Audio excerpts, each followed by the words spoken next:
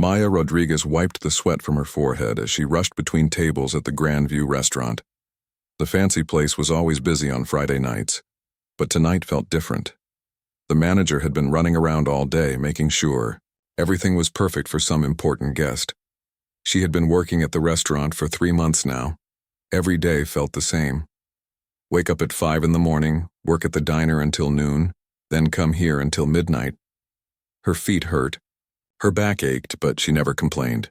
She needed every dollar she could get. Her younger brother Danny was sick. The doctor said he needed surgery soon or things would get worse. The operation would cost $30,000. Maya had saved $8,000 so far, but it was not enough. She worked 7 days a week, but the money came in too slowly. Maya used to have a different life. 3 years ago, she was studying piano at one of the best music schools in the country. She loved playing music more than anything else in the world. Her teachers said she had real talent. They said she could become a professional pianist one day. But when her parents died in a car accident, everything changed. She had to take care of Danny, who was only 15 then. The insurance money was not enough to pay for school and take care of both of them, so she left her dreams behind and found work to support them. Now she was 24 and served food to rich people who never looked at her face. Sometimes she heard piano music playing in the restaurant and felt a pain in her chest. She missed playing so much that her fingers would move on their own, like they were playing invisible keys. Tonight, the restaurant felt extra tense. The servers were told to be extra careful and polite. The cook was making special dishes that were not on the regular menu. Even the flowers on the tables were different, more expensive looking. At 7 o'clock, 3 black cars pulled up outside. Maya watched through the window as men in dark suits got out first. Then came a tall man with gray hair wearing an expensive suit that probably cost more than Maya made in 6 months. "That's Richard Kane," whispered Lisa, another waitress. "The billionaire guy who owns all those computer companies. He's rented the whole private dining room tonight." Maya had heard of Richard Kane. Everyone had. He was on the news all the time, buying companies and making deals worth millions of dollars. People said he was very smart, but also very tough. Some people were afraid of him because he always got what he wanted. Kane walked into the restaurant like he owned the place. Maybe he did own it, Maya thought. Rich people like him owned lots of things. The manager rushed over to greet him, bowing and smiling like Kane was a king. Behind Kane came 4 other people, 2 men and 2 women, all dressed in expensive clothes, and talking on their phones. They looked important too, the kind of people who made decisions that affected thousands of other people. Maya was assigned to serve their table. Her hands shook a little as she filled their water glasses. She had served rich people before, but never anyone this famous or powerful. She tried to stay calm and professional. The private dining room was the nicest part of the restaurant. It had thick carpets, expensive paintings on the walls, and big windows that looked out over the city. In one corner sat a beautiful black piano that Maya had noticed on her first day of work. The piano was a real concert grand, the kind she used to practice on at school. It was perfect and shiny, but nobody ever played it. It was just there to look nice, like everything else in the room that cost a lot of money but had no real purpose. As Maya served the appetizers, she could not help but look at the piano. Her fingers started moving again, the way they always did, when she saw piano keys. She was trying to be quiet about it, but it was hard to control. Kane noticed her looking at the piano. His eyes were sharp and missed nothing. "Do you play?" he asked suddenly. Maya nearly dropped the plate she was holding. "I'm sorry, sir." "The piano, I saw you looking at it. Do you play?" Maya felt her face get hot. "I used to, sir, a long time ago." Kane looked at her with more interest now. "Where did you study?" "Juilliard, sir. But I had to leave." Maya did not want to talk about this. It was too painful. One of Kane's guests, a woman with short blonde hair, looked up from her phone. "Juilliard, that's impressive. Why did you leave?" Maya felt trapped. These people were staring at her, waiting for an answer. "Family reasons, ma'am. I needed to work." The other guests started talking among themselves about the piano. One man said the evening was boring without any music. Another woman complained that expensive restaurants should always have live entertainment. Kane listened to his guests complain and got an idea. Maya could see it in his eyes, the same look he probably got when he was about to buy another company or fire a bunch of workers. "Well," Kane said, looking directly at Maya, "it seems we have our entertainment right here." Maya's heart started beating fast. She did not like where this was going. "Sir, I'm working tonight. I need to serve the other tables." "The other tables can wait," Kane said. His voice was not mean, but it was the voice of someone who was used to getting his way. "My guests want music, and you can play piano." Problem solved. Maya looked around the room. Kane's guests were all watching her now, some smiling like this was funny. She felt small and embarrassed. "Sir, I really can't. I'm not dressed for performing, and I haven't played seriously in years." Kane reached into his jacket and pulled out his wallet. It was thick with credit cards and cash. "Everyone has a price," he said. "Play something good, and I'll make it worth your time. Refuse, and I'll have to speak to your manager about your customer service." Maya felt her stomach drop. She could not lose this job. Danny's surgery was still months away, and she had no other way to make enough money. But the thought of being forced to play piano like a trained monkey made her feel sick. She looked at the piano again, then at Kane's expectant face, then at his guests who were already pulling out their phones to record her. This was not how she had imagined returning to music after 3 long years away. Maya stood frozen by the table, holding the empty water pitcher in her trembling hands. Richard Kane was still looking at her with those sharp eyes, waiting for her answer. His wallet was open, showing more cash than Maya made in a month. Thiwi. Silence in the room felt heavy.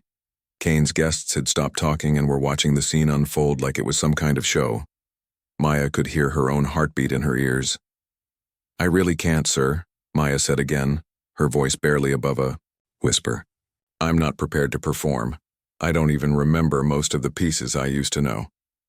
Kane closed his wallet slowly and put it back in his jacket. "That's disappointing," he said. "Linda, what do you think?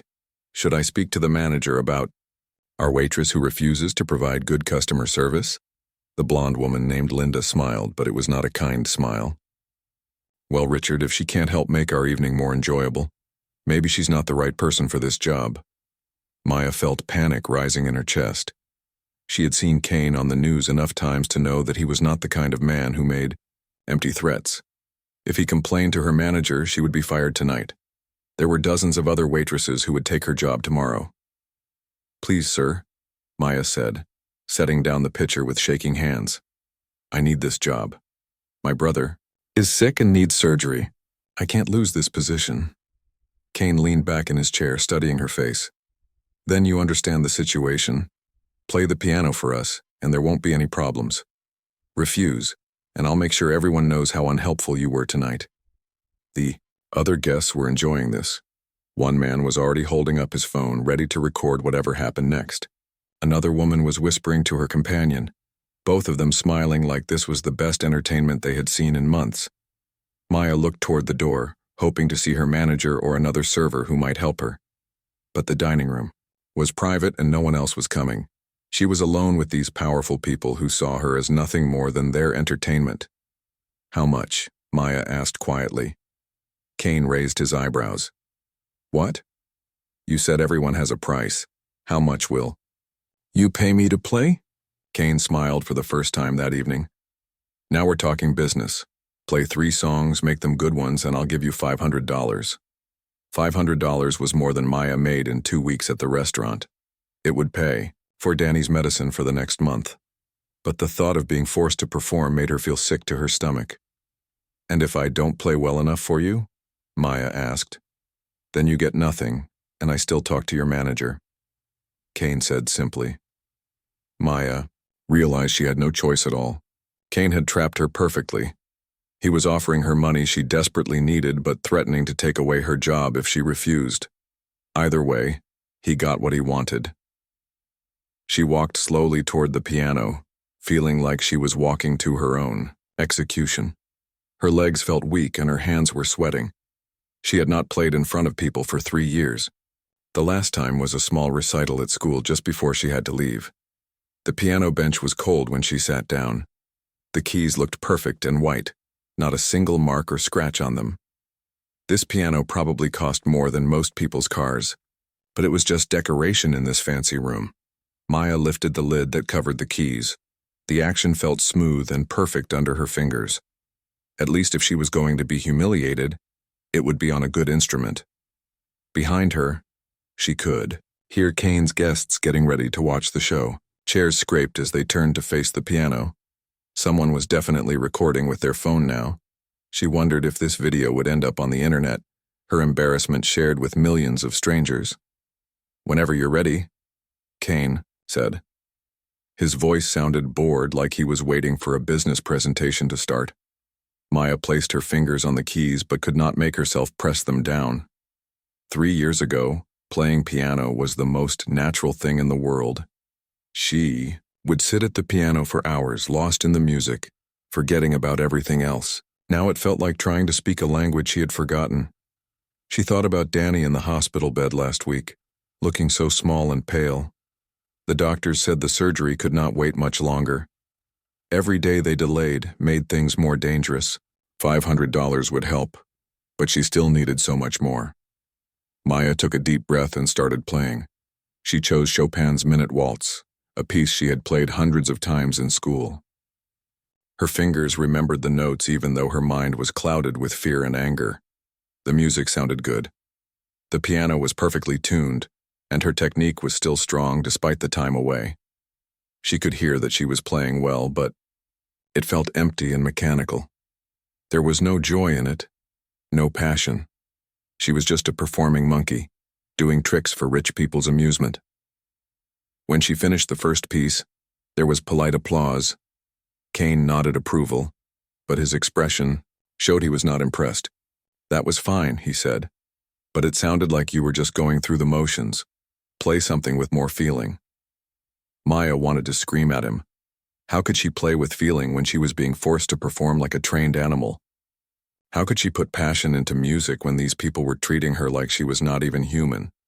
But she needed that money. Danny needed that surgery. So she started playing again, this time choosing Mozart's Piano Sonata in C major. It was more complex, requiring both hands to work independently. Her fingers moved across the keys with practiced precision. "Better," Kane said when she finished. "But I still feel like you're holding back. Play something that shows us who you really are. Play like you mean it." Maya's hands were shaking now, not from nerves but from anger. These people had no idea what they were asking of her. They wanted her to bare her soul for their entertainment, to give them her deepest emotions like they were entitled to them. She looked at Kane's face, so confident and pleased with himself. He thought he had won, that he had bought her dignity for $500.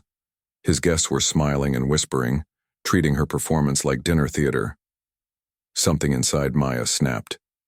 If they wanted to see who she really was, if they wanted her to play with real feeling, then she would give them exactly that.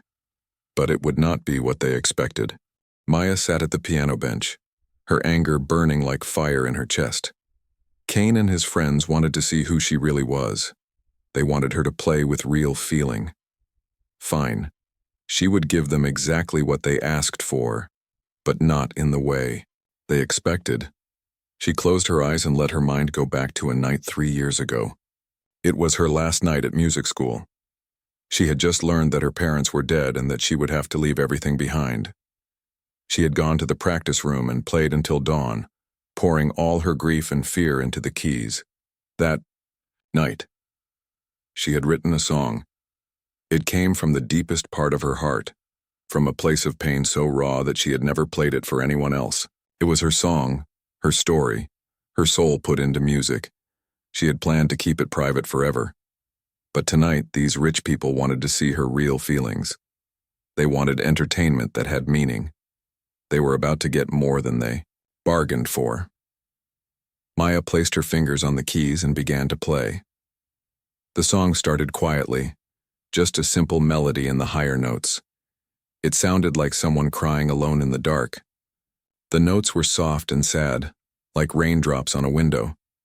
The room became completely silent. Even Kane stopped looking bored and started paying attention. The melody was unlike anything they had heard before. It was not a famous piece from a classical composer. This was something new, something personal. As Maya played, the song began to grow stronger. Her left hand joined in with deeper notes that sounded like a heartbeat. The music told the story of a young woman whose dreams had been shattered in one terrible night. It spoke of loss and loneliness and the weight of responsibility that came too early. Maya forgot about the audience behind her. She forgot about Kane and his threats and his money. She forgot about being a waitress in an expensive restaurant. For the first time in 3 years, she was just a musician again, speaking the only language that had ever made complete sense to her.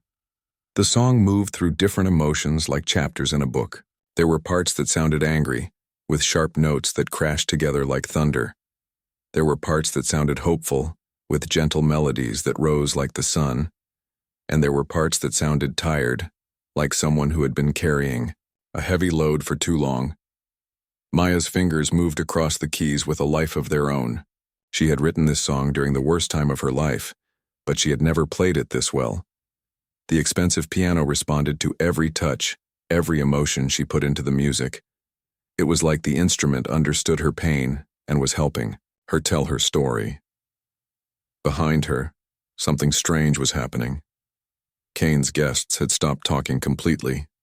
Linda, who had been smiling cruelly just minutes before, now had tears running down her face. The man who had been recording with his phone had forgotten about it entirely and was just listening with his mouth open. Even Kane himself looked different. His hard expression was gone, replaced by something Maya had never seen in the news photos. He looked almost human, like he had forgotten about being rich and powerful and was just a person listening to beautiful music. The song continued to build. Maya played about her brother Danny, sick and depending on her. She played about working 2 jobs and never having enough money. She played about watching rich people eat expensive food while she went hungry. She played about dreams that seemed impossible now. But the song was not just about sadness. As it went on, it also spoke about strength. It told the story of a woman who did not give up, even when everything seemed hopeless. It sang about love that was strong enough to sacrifice everything. It spoke about dignity that could not be bought or sold. Outside the private dining room, other people in the restaurant began to notice the music. Servers stopped what they were doing to listen. Customers at other tables became quiet, trying to hear where the beautiful sound was coming from. Even the cooks in the kitchen stood still, their hands frozen over their pans. Maya played louder now, her whole body moving with the music. The song reached its highest point, with notes that seemed to fly up to the ceiling and beyond. It was like watching a bird that had been caged for years suddenly remember how to soar. Then, slowly, the music began to come back down. The angry parts became gentle. The sad parts became peaceful. Maya was playing about acceptance now, about finding beauty even in difficult circumstances. She was playing about hope that refused to die no matter how dark things became. The song ended the way it had begun, with simple notes in the higher register. But now they did not sound like crying. They sounded like someone who had been through the worst pain possible and had somehow found a way to keep going. The last note hung in the air for a long moment before fading away. The silence that followed was complete. Nobody moved. Nobody spoke. Maya sat with her hands still on the keys, breathing hard like she had just run a race. She had put everything she had into that performance, and now she felt empty and exhausted. Slowly, she turned around to face Kane and his guests. They were all staring at her with expressions she had never seen on rich people's faces before. Linda was still crying. One of the men was shaking his head in amazement. Kane himself looked like he had just woken up from a long sleep. Then, from somewhere outside the dining room came the sound of clapping. 1 person, then 2, then more. Soon the entire restaurant was applauding, even though most of them had only heard parts of the song through the walls. Maya stood up from the piano bench on shaking legs. She had done what they asked. She had played with real feeling. She had shown them who she really was. Now she waited to see what would happen. Next, Kane was the first to speak, but his voice was different now. Gone was the commanding tone he had used before. He sounded quiet, almost humble. "That was," he started, then stopped. "I've never heard anything like that before." Maya looked at him without speaking. She had given him what he demanded, but she was not sure she could forgive him for demanding it. The applause from the restaurant continued, but she felt too tired to care. She had opened her heart for these strangers, and now she just wanted to go home. The applause from the restaurant continued for what felt like forever. Maya stood next to the piano, unsure of what to do with herself. She had never expected this kind of reaction. When she played that song, she had only been thinking about her anger and pain. She never imagined that other people would understand it so deeply. Kane was still sitting in his chair, staring at her like he was seeing her for the first time. His expensive suit and confident manner suddenly seemed less impressive. He looked smaller somehow, more human. The other guests were equally quiet, their phones forgotten on the table. "Where did that song come from?" Kane asked softly. His voice was completely different from the demanding tone he had used before. Now he sounded genuinely curious, almost respectful. Maya wiped her eyes, surprised to find that she had been crying while she played. "I wrote it," she said simply. "3 years ago, on my last night at school." Linda, the blonde woman who had been so cruel earlier, spoke up. "You wrote that? That entire piece was your own composition?" Maya nodded. She felt drained, like she had just run a marathon. Playing that song had taken everything out of her. It was the first time in years that she had allowed herself to feel all those emotions at once. The door to the private dining room opened, and Maya's manager, Mr. Peterson, rushed in. His face was red and worried. "I'm so sorry, Mr. Kane," he said quickly. "I heard there was some kind of disturbance. If our staff has caused any problems, I will deal with it immediately." Kane held up his hand to stop him. "There's no problem here," he said, never taking his eyes off Maya. "Your waitress just gave us the most incredible performance I've ever heard." Mr. Peterson looked confused. He glanced between Kane and Maya, trying to understand what had happened. "Performance? Maya, what's going on here?" Before Maya could answer, more people began entering the room. Other customers from the restaurant had followed the sound of the music and the applause. They crowded near the doorway, trying to see who had been playing the beautiful song they had heard. An older woman with gray hair pushed forward. "Excuse me," she said to Maya. "Was that you playing just now? That was the most moving piece of music I've heard in 40 years. A young man with his phone out stepped closer. "I recorded part of it," he said excitedly. "I've never heard anything like that before. Are you a professional musician?" Maya felt overwhelmed by all the attention. 3 years of being invisible as a waitress, and now suddenly, everyone wanted to talk to her. "I'm not, I used to study music, but..." "She went to Juilliard," Kane said, standing up from his chair. The way he said it was different now. Before, he had used her background to justify forcing her to play. Now he sounded almost proud, like he was bragging about her accomplishments. The crowd of people murmured with impressed sounds. Juilliard was a name that everyone recognized, even people who knew nothing about music. It was where the best musicians in the world learned their craft. "Why aren't you performing professionally?" asked a middle-aged man in an expensive suit. "With talent like that, you should be playing concert halls, not working in restaurants." Maya felt her face get hot.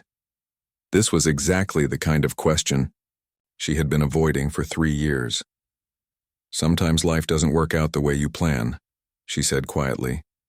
Kane stepped closer to her. "What happened? Why did you leave school?" Maya looked at him carefully.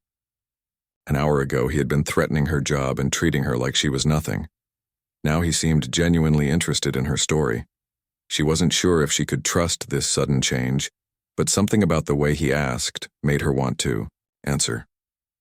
"My parents died in a car accident," she said simply. "I had to take care of my younger brother. The insurance money wasn't enough to pay for school and support both of us. So I left." The room became very quiet. Even the people crowding in the doorway stopped talking. Maya's simple explanation hung in the air like a heavy weight. Linda spoke first, her voice much softer than before. How old were you? 21. Danny was only 15. And you've been supporting him by yourself since then? Kane asked. Maya nodded. He's sick now. He needs surgery, but it costs $30,000. That's why I work 2 jobs. That's why I need this job here. She looked at Kane directly. That's why I played for you tonight, even though you forced me to do it. Kane's face changed again. He looked embarrassed and ashamed. I had no idea, he said quietly. I thought you were just being difficult. You didn't ask, Maya replied. You just assumed I would do what you wanted because you have money and power. The honesty of her words seemed to hit Kane like a physical blow. He was used to people being afraid of him, used to getting his way without question. But Maya was telling him the truth about how he had behaved, and it was not pretty. One of Kane's business associates, a man named Chris, cleared his throat. Richard, perhaps we should discuss this privately. But Kane ignored him. He was focused entirely on Maya now. Your brother's surgery, he said. What kind of surgery does he need? Maya hesitated. She didn't want to ask these people for money. She had already been humiliated enough tonight. It's his heart. He was born with a defect, but we couldn't afford to fix it when he was little. Now it's getting worse. $30,000, Kane repeated. And you're trying to save that money by working as a waitress. And at a diner during the day, Maya added. I work 7 days a week. I've saved about $8,000 so far, but she trailed off. At this rate, it would take her years to save enough money, and Danny didn't have years. Kane was quiet for a long moment, thinking. The other guests were watching him carefully, waiting to see what he would do. The crowd at the door was still listening to every word. Finally, Kane spoke. I owe you an apology, he said to Maya. I treated you terribly tonight. I forced you to perform like you were my entertainment, without any regard for your feelings or dignity. Maya was surprised by his honesty. She had expected him to make excuses or try to justify his behavior. Yes, you did, she said simply. But what you played tonight, Kane continued, that wasn't just entertainment. That was art, real art. It made me remember things I had forgotten about myself, about what's important in life. Maya didn't know what to say to that. She had never thought of her song as anything more than a way to express her own pain. The idea that it could affect other people so deeply was something she had never considered. Kane reached into his jacket and pulled out his phone. He started dialing a number. I'm calling my assistant, he said. Tomorrow morning I'm going to make sure your brother gets the surgery he needs. Maya stared at Kane as he held the phone to his ear. She could not believe what she was hearing. After everything that had happened tonight, after the way he had treated her, he was now offering to pay for Danny's surgery. Wait, Maya said, holding up her hand. I don't want your charity. Kane paused with the phone halfway to his ear. What? I said I don't want your charity, Maya repeated, her voice stronger now. I didn't play that song to get money from you. I played it because you forced me to, and then because I was angry. I don't want you to pay for my brother's surgery just because you feel guilty. The room was completely silent. Everyone was watching this conversation between the powerful billionaire and the young waitress who was refusing his help. Linda and the other guests looked shocked. They had never seen anyone turn down Richard Kane's money before. Kane lowered his phone slowly. Then what do you want? He asked. Maya thought for a moment. 3 hours ago, she just wanted to finish her shift and go home. Now everything had changed. She had rediscovered her music, and hundreds of people had heard her play. She felt different, stronger somehow. I want to earn it, she said finally. I want to work for it, but doing something that matters, something that uses my real skills. Kane studied her face carefully. What did you have in mind? Before Maya could answer, the young man with the phone stepped forward. Excuse me, he said excitedly. I posted that video of you playing on social media. It already has 10,000 views and hundreds of comments. People are asking who you are and where they can hear you play again. Maya felt dizzy. You posted a video of me? Just the last part of your song, the man said quickly. It was so beautiful I had to share it. Look at these comments. He held up his phone, showing dozens of messages from people who had been moved by her music. An older woman who owned a small music venue across town pushed through the crowd. "Young lady," she said to Maya, "I would like to offer you a job. I run the Blue Note Cafe, and we feature live music every weekend. After hearing you play tonight, I would love to have you perform for our customers." Maya's eyes widened. A real performing job, playing music instead of serving food. It was like a dream she had given up on years ago. "How much does it pay?" She asked practically. She had learned to think about money first before anything else. $300 per weekend, the woman said. Plus tips. Our musicians usually make another 100 or 2 in tips each night. Maya did quick math in her head. That was almost as much as she made working 7 days a week at both jobs. And she would be playing music, not carrying plates and cleaning tables. Kane watched this exchange with growing interest. "That's a good offer," he said to Maya. "But I have a better one." Maya looked at him suspiciously. "What kind of offer?" Kane put his phone away completely and faced her directly. "My company has been looking for someone to run a new program. We want to create music scholarships for students who can't afford school, students like you were. The job pays $60,000 a year, plus benefits." Maya's mouth fell open. $60,000 was more money than she had ever imagined making. It was enough to pay for Danny's surgery and still have money left over for them to live comfortably. "Why would you offer me that job?" Maya asked. "You don't know anything about me except that I can play piano." "I know more than that," Kane said. "I know you're willing to sacrifice everything for someone you love. I know you work harder than anyone I've ever met. I know you have talent that could inspire thousands of other young musicians. And I know you have integrity, because you just refused my charity even though you desperately need the money." Maya felt tears starting in her eyes again. After years of feeling invisible and worthless, here was someone offering her a chance to do meaningful work that would help other people like her. "There's one condition," Kane continued. "You have to go back to school to finish your degree.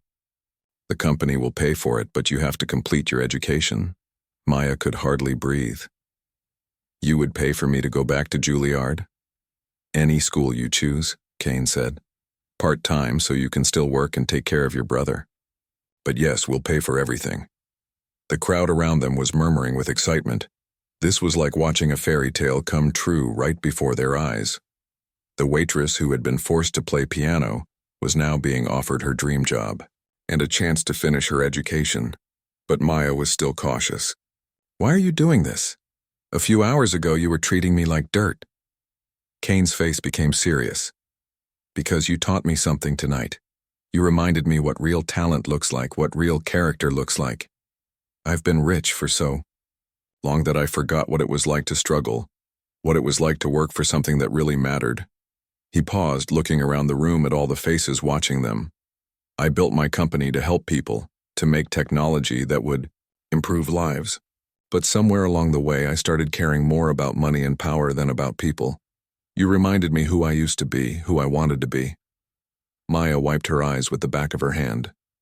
"What about Danny's surgery?" "That happens immediately," Kane said firmly. "Consider it a signing bonus.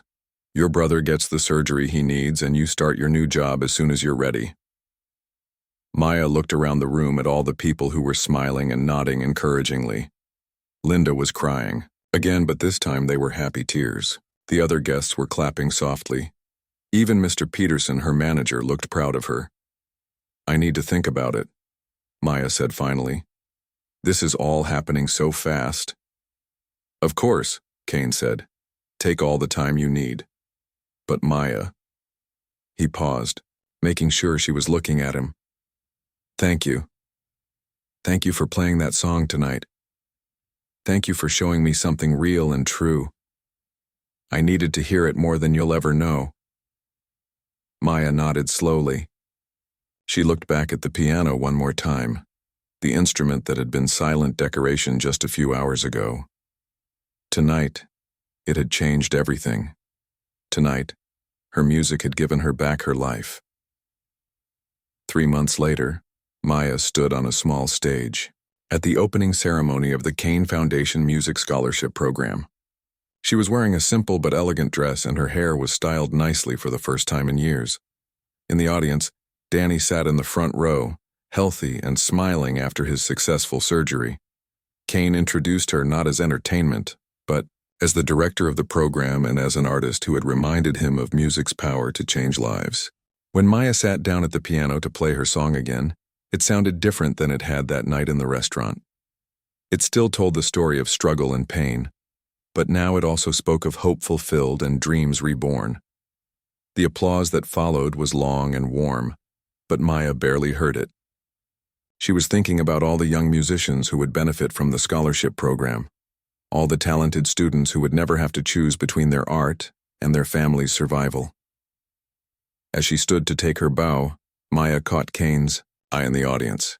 He smiled and nodded, and she smiled back. They both knew that sometimes the most beautiful music comes from the most unexpected places, and that the greatest transformations happen when people are brave enough to show the world who they really are.